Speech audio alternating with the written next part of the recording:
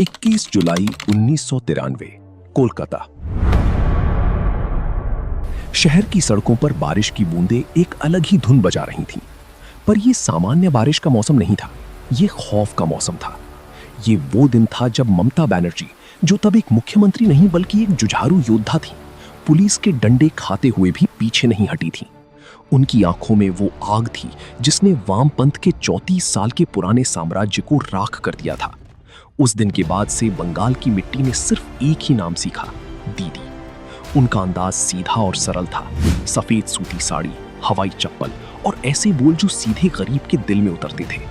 उन्होंने पूरी दुनिया को दिखाया कि एक अकेली औरत कैसे पूरे सिस्टम को हिला सकती है।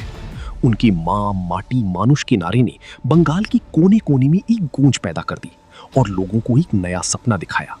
लेकिन सत्ता का नशा एक अलग ही चीज होती है। जब ममता बनर्जी नबन्ना की सत्ता पर बैठी थी और उनके हाथ में पूरी शक्ति थी, तब उनका अंदाज भी बदलने लगा। सत्ता ने उनके समर्थकों को एक नई ताकत दी और धीरे धीरे वही समर्थक एक नए तरह के आतंक में बदल गए। बंगाल की राजनीति में हिंसा कोई नई बात नहीं थी, पर अब वो एक संगठित व्यवस्था बन गई थी। इसी बीच नरेंद्र मोदी और शुभेंदु अधिकारी की एंट्री होती है। जब भारतीय जनता पार्टी ने बंगाल में अपनी पकड़ बनानी शुरू की, तो उन्होंने दीदी के इसी सिस्टम पर सीधा हमला किया। उन्होंने जनता को दिखाया कि कैसे ममता बनर्जी की माँ, माटी, मानुष की विचारधारा अब सिर्फ उनके परिवार और खास लोगों तक सिमट कर रह गई है। उन्होंने अभिषेक बनर्जी पर सवाल उठाए और पूरे राज्य को ये बताया कि बंगाल में अब कानून का नहीं बल्कि डर का शासन चल रहा है।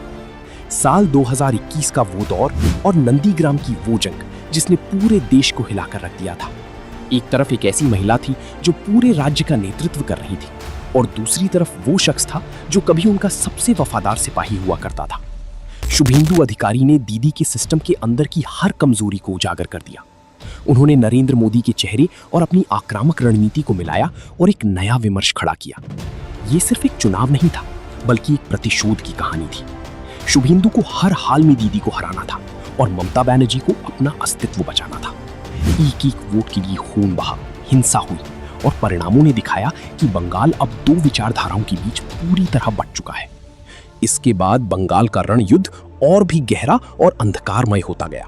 पहले भ्रष्टाचार के आरोप, फिर सरकारी योजनाओं के पैसों में घोटाले और अब संदेश खाली की वो भयानक सच्चाई। शाहजहां शेख, जिसे दीदी ने अपने तंत्र का सबसे मजबूत स्तंभ बताया था, उस पर जब प्रवर्तन निदेशालय ने कार्रवाई की तो बंगाल में हिंसा का एक विरला ही रूप देखने को मिला। पुलिस को बेबस लोगों पर लाठीचार्ज करते देखा गया और केंद्रीय एजेंसियों के अधिकारियों पर जानलेवा हमले हुए। इस एक घटना ने बंगाल के पूरे पारिस्थितिकी तंत्र को समाज के सामने नंगा कर दिया। नरेंद्र मोदी और शुभेंदु अधिकारी ने इस मौके का पूरा फायदा उठाया और दुनिया को दिखाया कि बंगाल में लोकतंत्र की स्थिति क्या है। हालांकि दीदी ने इसे हमेशा केंद्र का बदला बताया, पर जनता के मन में सवाल उठने शुरू हो चुके थे। लेकिन भाजपा की छवि भी पूरी तरह बेदाग नहीं थी। जब शुभेंदु अधिकारी तृणमूल कांग्रेस में थे, तब उन पर भी नारद और शारदा जैसे कई गंभीर आरोप थे। लेकिन भाजपा में शामिल होते ही उनके खिलाफ सारी जांच की रफ्तार धीमी पड़ गई। बंगाल की जनता ये सब देख रही थी। इन घोटालों ने बंगाल के हर गरीब इंसान को ये एहसास दिला दिया कि राजनीति में कोई भी दूध का धुला नहीं होता। दीदी के नेताओं ने गरीबों के हक का पैसा खाया और विपक्षी दल उन्हीं नेताओं को गले लगाकर अपनी शक्ति बढ़ाते रहे।